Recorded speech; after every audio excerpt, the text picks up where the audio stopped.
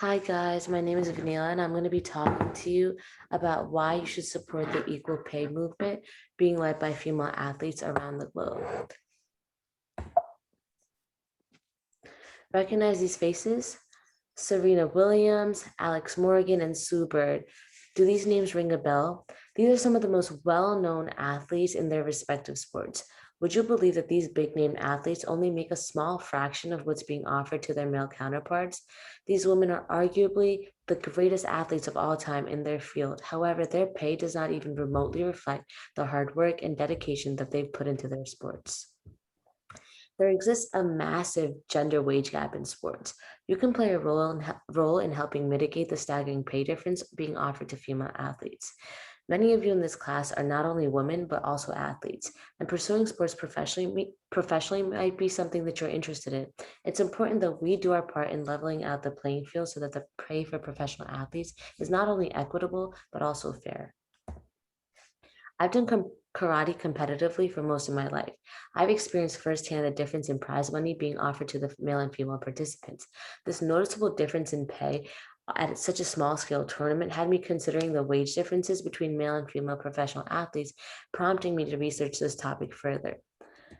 Today, I'll start off by discussing equal pay in athletics. Then I'll go over three ways in which this problem occurs. And lastly, I'll introduce three tangible solutions for addressing this problem going forward. So there's an overwhelmingly large wage gap between male and female athletes, and this staggering difference in pay negatively affects women's sports in countless ways. So what even is equal pay? Well, according to Archer and Prong, the concept of equal pay is quite simple.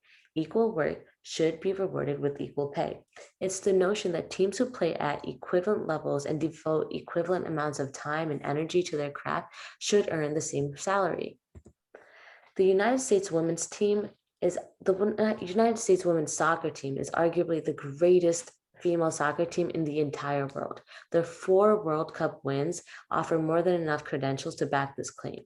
In 2016, the U.S. women's national team filed a complaint with the Equal Employment Opportunity Commission, accusing the United States Soccer Federation of wage discrimination.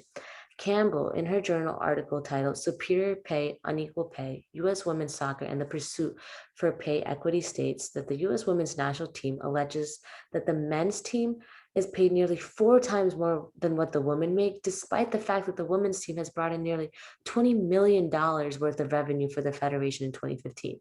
The U.S. men's team has never even made it past the qualifying rounds when it comes to the World Cup, and it's absurd that they're offered a significantly larger salary despite their consistently poor showing. The gender wage gap, though, is a recurring issue regardless of the sport. In 2015, the minimum salary in the NBA was $525,000, while the minimum salary in the women's NBA was only $38,000.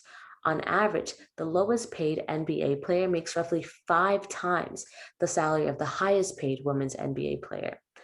Female athletes deserve the same pay as their male counterparts, as both parties are held to the same standards in terms of energy and effort being exerted. The cause of this wage difference, though, is mainly discrimination that's manifested in three separate ways. According to Gianpietro Mayer in his article for the American Business Law Journal, a majority of discrimination that female athletes are forced to deal with is a direct result of institutionalized discrimination. There are rules and practices that have been set into place with the intention of oppressing women from being able to break barriers that would even out the playing field.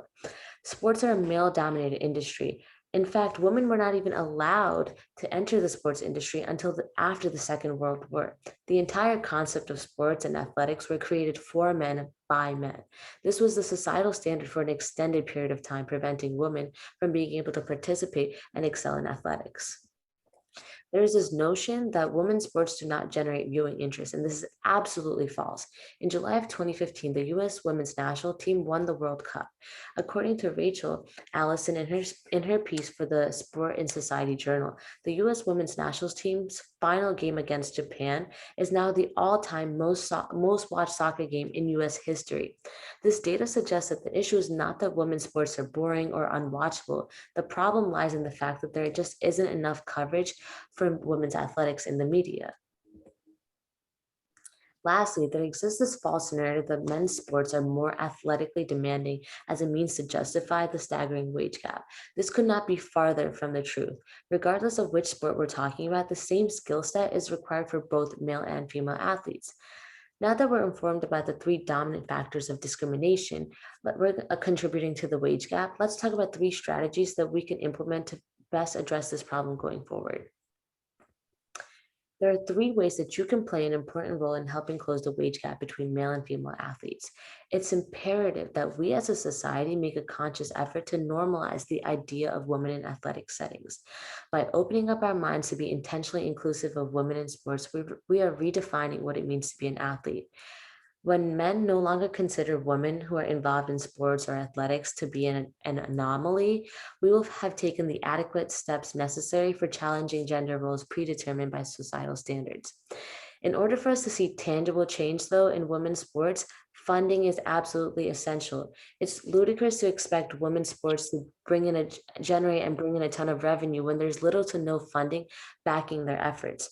Proper funding will naturally enhance the level of play, which in turn attracts more viewers.